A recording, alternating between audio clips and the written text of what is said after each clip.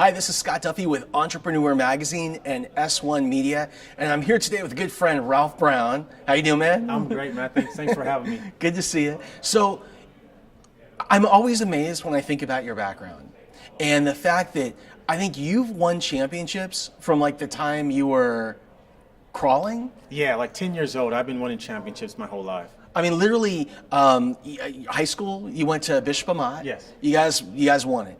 You went to college, you went to Nebraska, you won the national championship. You went to the pros, the NFL, and you go to the Super Bowl. How do you do that?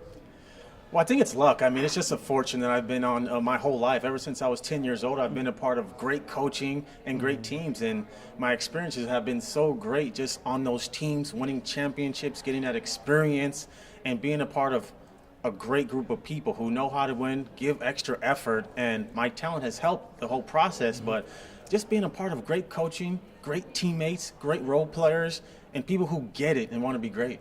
Okay, so when you say they get it, because you are like the definition of a champion, having won at all those levels. And I have a question. When you walk into a locker room, are you able to like smell it, to sense it, whether this group has the right championship mentality?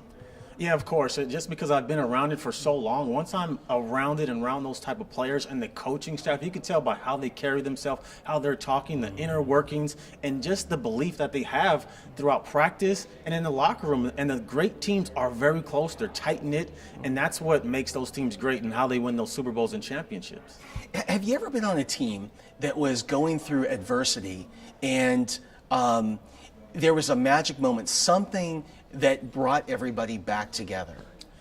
Yeah, when I was in New York with the New York Giants, my rookie year, we went 7-4, and the media was all over us. They were telling us we weren't going to win any more games. We were terrible. And then we went on to win our next consecutive games of how many they were. We ended up going to the Super Bowl. And I think at some times for championship teams, you have to endure or go through some type of adversity to charge you up, to get you reassess yourself and get you realigned with your focus so you can be great. And most teams and most people in life go through that. Yeah. You know, one of the things that we talked about in the past is as a defensive back, right? You've been, as a player, you've gone through, plays where you performed brilliantly and other plays where you may have messed up, you may have missed the assignment, whatever it is.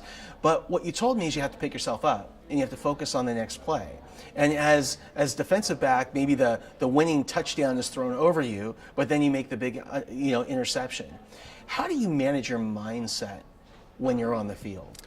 Well, for me, I always believe that whenever someone made a catch, it was luck. That's just the way I trained my mind. But whoever made a catch on me, no matter what time or point of the game it was, they were lucky, and it won't happen again. And that's the way you have to train yourself. Some people have different philosophies. They flush it. They have a bad memory, and that's what you need. But I always believe that whoever caught the ball on me, they were lucky, and that's how I approached every game. That's so awesome. And I know that you've been involved in business, not just sports. You've had multiple businesses and experiences.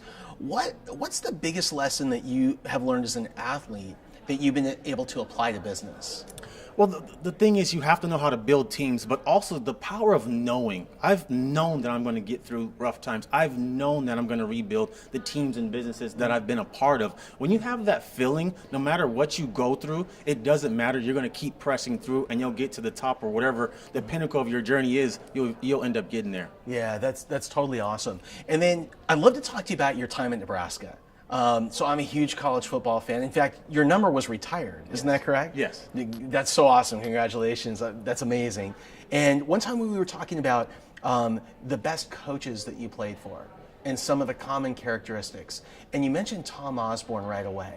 What made him a great coach?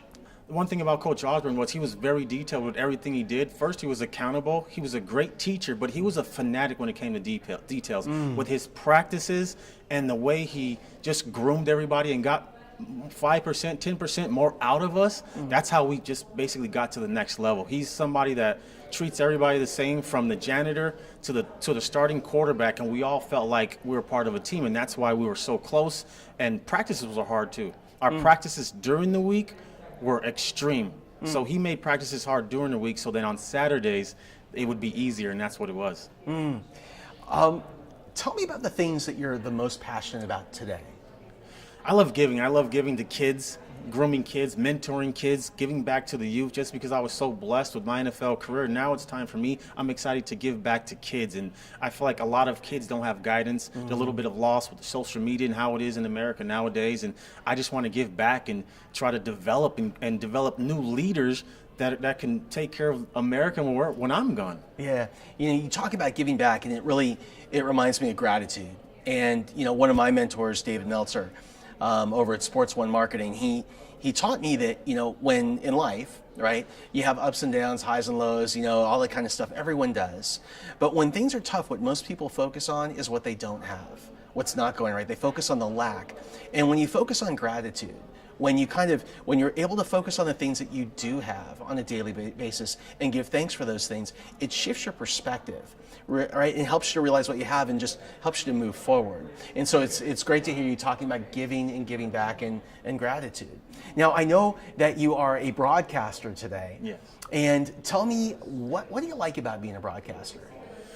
I like to be able to educate the fans that are watching the game, and I can give them kind of my standpoint or point of view of how that play developed, what they're looking at. I like to teach people when they're watching the game. So I've been a teacher my whole life, and I love to teach. So when they're watching a game of hearing my voice, you're going to get some lessons throughout the telecast of the game, and that's what excites me about it. That's awesome.